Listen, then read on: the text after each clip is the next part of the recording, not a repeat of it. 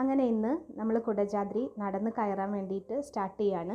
മൂകാംബിക യാത്രയുടെ വീഡിയോസായിട്ട് ഇതിന് മുന്നേ 3 വീഡിയോസായിട്ട് നമ്മൾ അപ്ലോഡ് ചെയ്ത് കൊടുത്തിട്ടുണ്ട് കേട്ടോ. എല്ലാവരും ഒന്ന് ആ വീഡിയോയും കൂടി ഒന്ന് കണ്ടു നോക്കണേ. അപ്പോൾ നമ്മളിവിടെ താഴത്തെ ചെറിയ ചെറിയ അമ്പലങ്ങളുണ്ട്, അവിടെയൊക്കെ തൊഴുതതിന് ശേഷം പതിയെ പതിയെ കയറാൻ തുടങ്ങി. ഈ ജീപ്പിൽ നിന്ന് ഇറങ്ങിയ വശം തന്നെ നല്ല കാറ്റാണ് ആ ഭാഗത്ത്.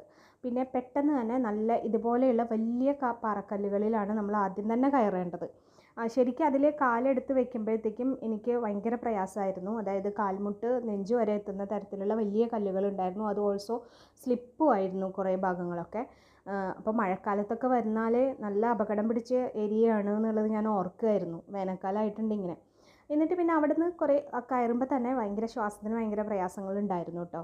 പിന്നെ കുറച്ച് ഇരുന്ന് വളരെ സ്ലോലിയാണ് കയറിയത്. ഞങ്ങളുടെ കൂടെ ഉണ്ടായിരുന്നവരൊക്കെ ആദ്യം തന്നെ കയറി പോയിട്ടുണ്ടായിരുന്നു. ഞങ്ങൾ 3 പേരും എനിക്ക് വേണ്ടി കുറേ സമയം ഇങ്ങനെ ഇരുന്നിട്ടാണ് പോയത് കേട്ടോ. പിന്നെ കുറേ ഭാഗങ്ങളൊക്കെ പിന്നെ എന്താ പറയുക, ഇങ്ങനെ സ്ലോപ്പായിട്ടുള്ള ഏരിയകൾ, ചെറിയ ചെറിയ ചരലിൽ ഇങ്ങനെ കൂടിക്കിടക്കുന്ന ഏരിയകൾ, ഇതുപോലത്തെ പാറകൾ നിൽക്കുന്ന ഏരിയ, പിന്നെ മലയുടെ ഒരു സൈഡിൽ കൂടെ പോകുന്ന കുറേ ഭാഗങ്ങൾ, അങ്ങനെ ഒരേ തരത്തിലുള്ള മലയല്ല, പല തരത്തിലുള്ള ഭാഗങ്ങളിൽ കൂടിയാണ് നമുക്ക് കടന്നു പോകേണ്ടത് കേട്ടോ. പിന്നെ ചില ഭാഗങ്ങളിലാണെങ്കിൽ ദേ ഇങ്ങനെ കാട് പോലത്തെ ഭാഗങ്ങളുണ്ട്. അതിൽ ചെറിയ ഇടവഴികളിൽ കൂടെ അങ്ങനെ പോകേണ്ട ഒരു ഏരിയ ഉണ്ട്. അങ്ങനെ എന്തായാലും വളരെ സമയമെടുത്ത് ഇരുന്നാണ് ഞങ്ങൾ കയറിയത്.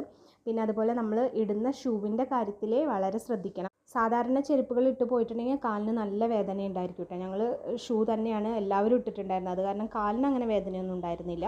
കാലുവേദനയല്ല, എനിക്ക് കയറാനുള്ള ശ്വാസത്തിനായിരുന്നു പ്രയാസം ഉണ്ടായിരുന്നത്.